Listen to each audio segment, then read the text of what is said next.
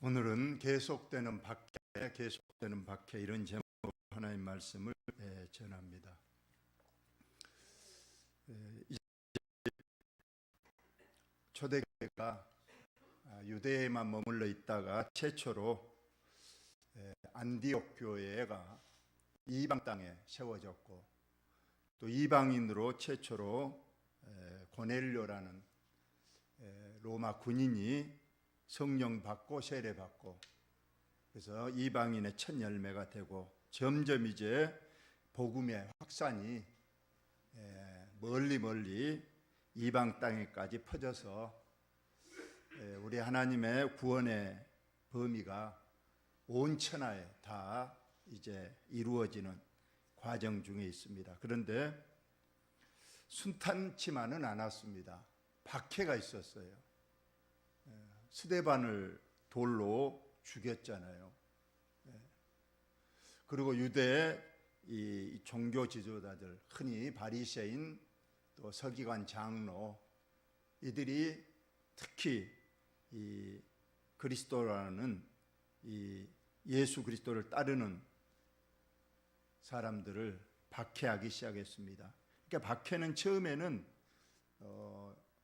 같은 종족 간의 박해였어요. 그래서 유대인들과의 박해였는데, 오늘 이제 12장에 오니까 헤롯 왕이 이제 나서서 교회를 박해합니다. 이제는 정치적 박해가 이루어지는 그런 양상을 띠고 있습니다. 그러나 이러한 박해도 하나님께서는 전화위복의 기회로 삼아서 박해가 계속될수록 더 복음이 빨리 확산되고 더 복음이 힘있게 전파되는 것을 우리가 오늘 봅니다. 우리 본문을 보면서 한번 말씀을 전합니다. 그때 헤롯 왕이 손을 들어 교회 중에서 몇 사람을 해하려 하여 요한의 형제 야고보를 칼로 죽이니 했습니다. 그래서 헤롯 왕은 예수님이 탄생할 때에 2살 이하의 어린이를 다 죽이라 한 그 헤롯 대왕이 아니고, 그 헤롯 대왕의 손자 헤롯 아그리파 1세라고 합니다.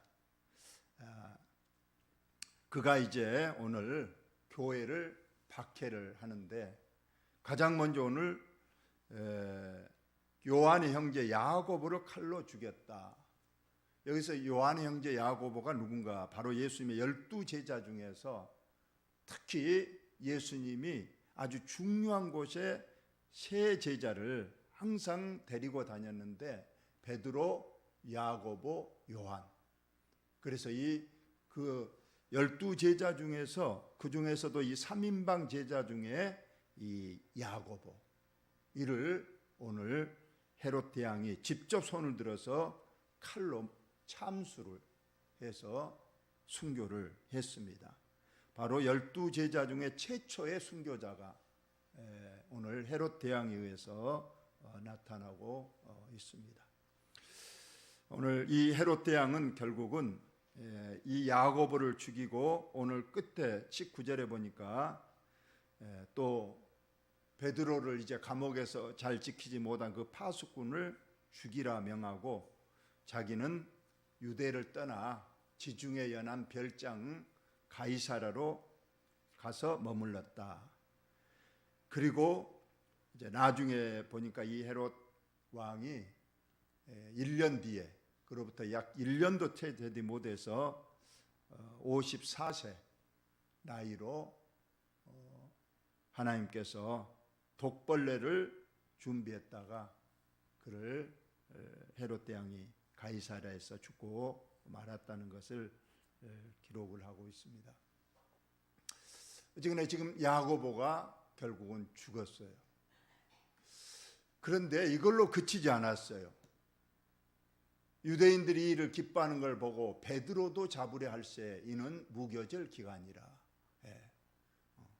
야고보 죽였더니 유대인들이 다 좋아서 날뛰었어요. 왜냐하면 유대인들은 이제 어떻게는 이 기독교를 말살하려고 이렇게 했기 때문에, 헤롯이 야고보를 이제 죽이니까 더 좋아서 더 죽여야 됩니다. 특히 12제자 중에 수제자 베드로를 죽여야 됩니다 하고 헤롯 대왕에게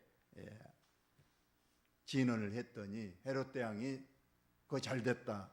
이번 차에 아주 이 그리스도교를 말살하려고 그의 수제자 베드로를 이제 체포를 해서 가뒀습니다. 바로 사형을 취하려고 했는데 지금 유대교의 최대 명절 무교절이 있어서 무교절 일주일 지났다가 이제 죽이기로 그렇게 했습니다. 왜 헤롯 대왕이 이처럼 기독교를 말살하려고 하는가? 이 헤롯 대왕은 만약 자기가 다스리는 유대 지역에 밀란이 나거나 어떤 불미스러운 일이 발생하면 틀림없이 로마 정부에서 자기를 이제 왕위에서 폐위할 것이 늘 두려웠습니다. 그래서 이번 기회에 아예 밀란의 싹을 없애버리고 그래서 자기 지위를 견고히 하려고 기독교를 이제 박해를 하는 겁니다. 그래서 야고보를 죽이고 이제 베드로까지 죽이면 틀림없이 이제 기독교의 핵심이 사라지면 자연히 기독교도 없어질 거라 생각하고 지금 베드로를 잡아서 옥에 가두어놓은 상황입니다. 잡음에 옥에 가두어 군인 4패에 맡겨 지키고 4씩 4패니까 16명이 교대로 4명씩 교대로 이제 베드로를 옥에 가둬놓고 지킵니다. 그리고 6월절 후에 아까 6월절 이제 후에 이 명절만 끝나면 백성 앞에 끌어내서 이제 목을 치려고 공개 처형을 하려고 이제 하고 있습니다. 드디어 이제 내일 오늘 밤만 지나면 내일 이제 끌어내서 공개 처형을 하려는 그 시간. 이에 베드로는 옥에 갇혔고 베드로는 지금 옥에 갇혀 있습니다. 이때 교회는 뭘 했는가? 당연히 교회의 이제 수장인 베드로가 옥에 갇혔으니 그를 위하여 간절히 하나님께 기도했다. 하나님, 우리를 지금 베드로가 지금 옥에 갇혀 있으니 꼭 아무 탈 없이 석방시켜 달라고 하나님 앞에 기도하는 겁니다. 그런데 우리가 여기서 보면 야고보가 이미 순교를 했어요. 그리고 베드로는 지금 옥에 갇혔지만 나중에 풀려나서 살아납니다. 그러니까 하나님께서는 어떤 사람은 하나님께서 교회에서 기도하지만은 어떤 사람은 또 그 기도의 어떤 응답과 상관없이 하나님께서는 또 야고보는 순교를 하게 하고 또 베드로는 또 살려주는 겁니다. 교회는 똑같이 기도했을 거예요. 야고보도 하나님 절대로 헤롯 손에서 건져주시고 살려달라고 기도했지만은 그것은 또 하나님께서는 또 다른 하나님의 섭리와 하나님의 뜻이 있었기 때문에 야고보는 또 순교하게 하시고 베드로는 또 살려주는 겁니다. 또 베드로도 마찬가지예요. 이러면 옥에 갇히고 또 나중에 또 풀어주는 거예요. 처음부터 옥에 안 갇히게 또 얼마나 기도하겠습니까? 하나님, 이 박해가 시작되는데 절대로 주의 종이 저들에게 잡히지 않게 하시고 우리 교회를 굳건히 지키면서 우리들의 목자가 되어서 교회가 더 흥왕하고 더 복음이 전 세계에 전파될 수 있도록 우리 주의 종 베드로를 지켜주소서 하고 기도했지만은 또 하나님께서는 또 베드로가 잡히게 하시고 또 바로 풀어주지 않고 또 일주일 정도 지금 옥에 갇혀 있는 겁니다. 그러자 더 이제 교회에서는 간절히 기도했을 겁니다. 하나님, 야고보도 죽었는데 베드로 우리 주의 종까지 데려가시면 어찌 됩니까? 하나님, 베드로는 꼭 살려주세요 하고 교회에서 간절히 기도했다고 했습니다. 그러자 하나님의 역사가 일어나는 겁니다. 헤롯이 잡아내려고 하는 그 전날 밤에, 내일 이제 잡아내서 만 백성들 보는 앞에서 공개 처형하려고 하는 그 전날 밤에 베드로가 이제 두 군인 틈에서 두 쇠사슬에 매여 누워 자는데, 감옥 창살로 된 감옥에만 갖춘 거 아니라 발에 착고를 한 쇠사슬에 묶어놨다고 했습니다. 이것은 탈출은 불가능하다는 것을 말해주고 있는데, 참 베드로는 여기 보니까 잠을 자고 있어요. 전에 성경에는 깊은 잠에 빠졌는데 영어 성경에도 보면 좀 깊이 잠들었다. 교회는 지금 금식하며 철하며 정말 기도하고 있는데 베드로는 오히려 지금 옥에서 깊은 잠을 자고 있다. 이걸 뭐 어떻게 해석해야 되는가? 오히려 베드로는 내일 지금 자기가 공개 처형 당할 것을 알고 있는 거죠. 그런데 어쩌면은 뭐 하늘나라에 가니까 나는 죽거나 사나 상관없다, 그래서 깊은 잠에 빠졌는지, 아니면 하나님께서 분명히 내게 사명이 있기 때문에 하나님께서 나를 오늘 밤에 또 기적의 역사를 이루어 줄 줄로 믿고 그가 편히 누워 잤는지 모르지만, 하여튼 교회는 하여튼 밤새껏 기도하면서 지금 있는데 베드로가 쇠사슬에 묶여 자고 있다. 물론 피곤하기도 했고 힘들기도 했을 거예요. 그리고 파수꾼들은 문 밖에서 지키고 있습니다. 그때 이제 호련히 주의 사자가 나타났다. 교회가 얼마나 주의 종을 위해서 기도했더니 결국 하나님께서는 천사를 보냈다는 겁니다. 그래서 옥중의 광채가 빛나며 또 베드로의 옆구리를 쳐 깨워 이르되, 베드로는 잠이 들어서 천사가 나타난 줄도 모르고 있으니까 천사가 옆구리를 쳐 깨웠다. 옆구리를 쳤다는 건 우리가 발로 걷어찼다, 그럴 정도로 깊이 지금 잠이 들어가지고 깨우는데 상당히 쳐서 깨워 이르되 급히 일어나라 하니 쇠사슬이 그 손에서 벗어지더라. 참 하나님의 기적적인 역사가 일어나는 겁니다.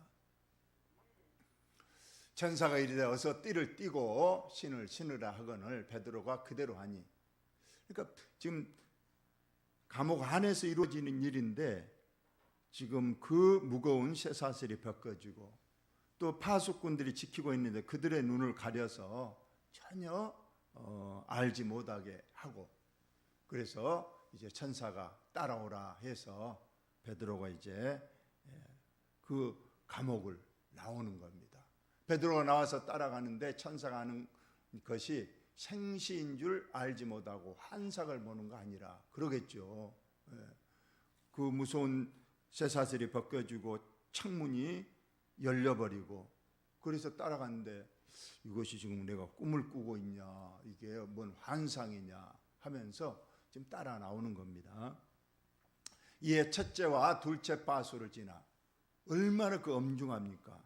문이 이중문 돼서 첫째 문, 둘째 문, 이렇게 거기에 또 파수꾼이 엄히 지키고 있는데 그런 문을 지나서 이제 감옥을 나오고 이제 시내로 통한 쇠문에 이르니 문이 저절로 열리고 나와 상거리를 지나매 이제 완전히 감옥을 벗어났을 때에 천사가 이제 떠나가고 베드로가 이제 정신이 들어 이르되 내가 이제야 참으로 주께서 그의 천사를 보내어 나를 헤롯의 손과 유대 백성의 모든 기대에서 벗어나게 하신 줄 알겠노라 하여 이제 정신이 들었고 이것이 하나님께서 나를 기적적으로 풀어주셨구나 하고 이제 깨닫고 마가라는 요한의 어머니 마리아의 집에 가니 여러 사람이 거기 모여 기도하고 있더라. 바로 기도하는 장소가 바로 마가, 또는 이 마가는 다른 이름이 요한입니다. 마가복음의 저자고 우리가 예수님이 마지막 최후에 만찬했던 장소도 이 마가의 집 2층 다락이었다고 합니다. 저도 성지순례 가서 그 집 2층 집을 자세히 봤는데 거기는 최소한 150명 정도가 모일 수 있는 넓은 다락이었습니다. 그래서 이곳에서 오순절 성령 강림이 일어났던 그곳에 이제 많은 사람이 모여서 베드로를 위해서 기도하고 있었다. 오늘 여기까지 우리가 보겠는데 아까 말씀드린 대로 하나님의 절대 주권, 어떤 사람은 살려주고 어떤 사람은 죽입니다. 이것은 우리 사람의 뜻과 상관이 없는 겁니다. 그것은 하나님의 절대 주권이기 때문에 이번에 엊그저께도 제가 장례식에 갔다 왔는데 은퇴하신 목사님 사모님이 돌아가셨는데 그렇게 건강하시다가 갑자기 이렇게 돌아가신 걸 봤습니다. 모든 것은 하나님께서 생사복을 주관하는 것을 우리가 봅니다. 우리가 모두 기도한다고 해서 다 이루어진 건 아니고, 그래서 우리는 꼭 기도의 말미에 내 원대로 하지 마시고 아버지의 원대로 하옵소서 하고 우리는 그 결과에 대해서는 절대로 의심하지 말고, 또 내 뜻이 이루어지지 않았다고 해서 하나님 앞에 원망하거나 불평하지 말고, 우리는 하나님께 언제나, 하나님은 항상 옳으시고 하나님은 항상 선하시고 하나님은 항상 의롭다는 걸 알아야 됩니다. 물론 우리가 이해할 수 없기 때문에 우리는 나중에 천국에 가서 하나님 그때 왜 그랬어요? 왜 우리 기도를 들어주지 않았어요? 하고 그때 가서 물어볼 수는 있겠지만, 이 땅에서 마찬가지입니다. 사도 바울도 얼마나 그가 주의 일을 많이 했습니까? 근데 가는 곳이 순탄치만 않았어요. 하나님께는 기도했을 거예요. 하나님, 이번에 어디 지역을 갑니다. 하나님께서 평탄한 길 주시고 어려운 일 당하지 않게 하시고, 하나님께서 복음이 힘있게 전달되어서 가는 곳마다 교회가 세워지고 그 교회들마다 평안하게 주옵소서 기도했지만은 그 기도의 뜻대로 되지는 않는 겁니다. 오늘 베드로도 옥에 갇히고 또 풀어줄 때는 풀어주지만 항상 모든 것이 생사화복 빈부귀천이 하나님 손에 있음을 우리는 분명히 믿고, 우리는 내 원대로 하지 마시고 아버지 원대로 하옵소서 해야 된다. 하나님이 절대 주권을 여러분 꼭 믿고 거기에 순종하시기를 바랍니다. 두 번째로 기도의 능력입니다. 우리가 할 수 있는 것은 기도밖에 없습니다. 우리가 옥에 갇히고 우리가 큰 질병이나 사고를 당했을 때, 또 어려운 문제가 있을 때 우리가 할 수 있는 것은 하나님 앞에 기도하는 거예요. 하나님, 이런 문제가 있습니다. 하나님 해결해 주옵소서. 오늘 또 비록 야고보는 순교했지만은 베드로가 옥에 갇혔을 때 교회가 할 수 있는 것은 기도하는 것밖에 없어요. 그래서 마가의 다락방에 모든 성도가 모여서 하나님, 주의 종 베드로를 하나님 살려주시고 하나님 우리 곁으로 돌아오게 해 주옵소서 하고 기도했습니다. 하나님께서는 그 기도를 받으시고 천사를 보내서 응답을 합니다. 여러분, 기도의 능력을 믿으시기 바랍니다. 우리가 할 수 있는 것은 기도입니다. 우리가 출애굽기 17장 아말렉 전투에서 보면 이 전쟁의 승패가 지금 전쟁을 하는 군인들에게 있는 것이 아니라 산 꼭대기에 있는 그 나이든 모세의 팔이 올라가냐 내려가냐에 따라서 전쟁의 승패가 갈리는 것을 봅니다. 그래서 손이 올라가 있을 때는 기도하면은 전쟁에서 이기는 거고, 피곤해서 내려서 기도를 쉬면 그 전쟁에 여지없이 패하는 것을 봤습니다. 우리는 기도의 능력을 꼭 믿으시기 바랍니다. 그리고 다니엘 기도회를 우리가 해마다 가을철 11월 달 21일 동안 합니다. 그 다니엘 기도에 보면 많은 분들이 하나님의 기도의 응답을 받았던 것을 간증하는 그런 프로그램인데, 거의 다니엘 기도의 그 간증자들이 거의 보면 큰 질병, 큰 사고, 큰 문제, 이것을 분명히 닥쳤을 때 할 수 있는 것이라고는 하나님 앞에 매달려 기도하는 거예요. 그런데 기도했더니 하나님께서는 문제를 해결해 주시고 또 하나님께서 응답해 주셔서 내가 이렇게 하나님 앞에 응답받았던 것을 간증합니다 하는 그런 간증을 하는 것을 우리가 봤습니다. 사무엘은 나는 내 평생의 기도를 쉬는 죄를 범하지 않겠다고 그는 다짐하고 그리고 많은 사람 앞에도 공포하면서 모두 다 기도할 것을 촉구한 내용도 나와 있습니다.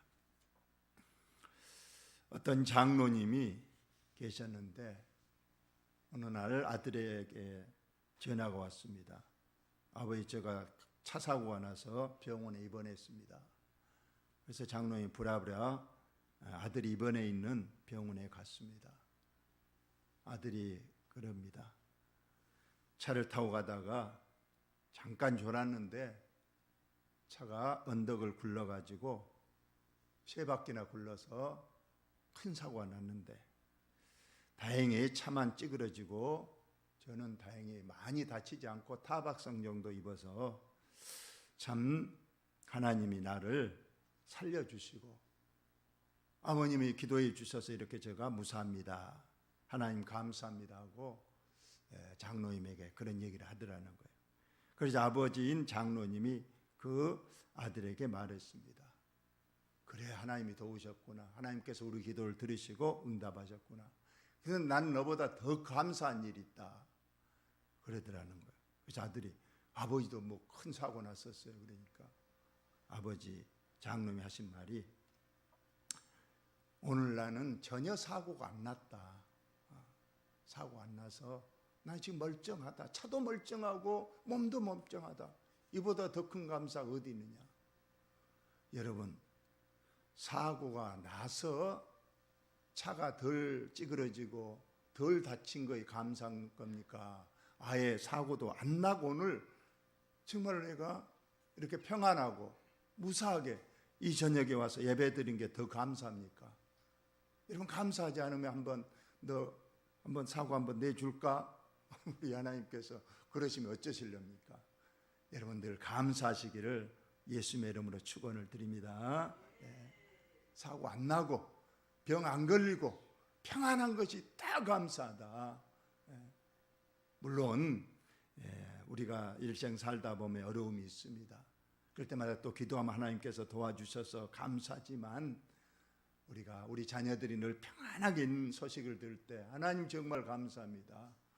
사고 나는 것이 지금은 당연한 일인데 이 험난한 세상, 이 사건 사고 죄가 많은 이 세상에서 그래도 우리가 평안하게 이렇게 있는 걸 늘 저와 여러분이 감사하는, 그리고 늘 하나님 앞에 우리는 기도라는 무기가 있다는 것을 꼭 아시고 우리가 교회에 또 합심하여 기도하고 우리 또 개인을 위해서 늘 기도를 하나님 앞에 늘 드리고 기도의 응답을 받는 저와 여러분 다 되시기를 예수님의 이름으로 축원을 드립니다. 하나님 우리 아버지,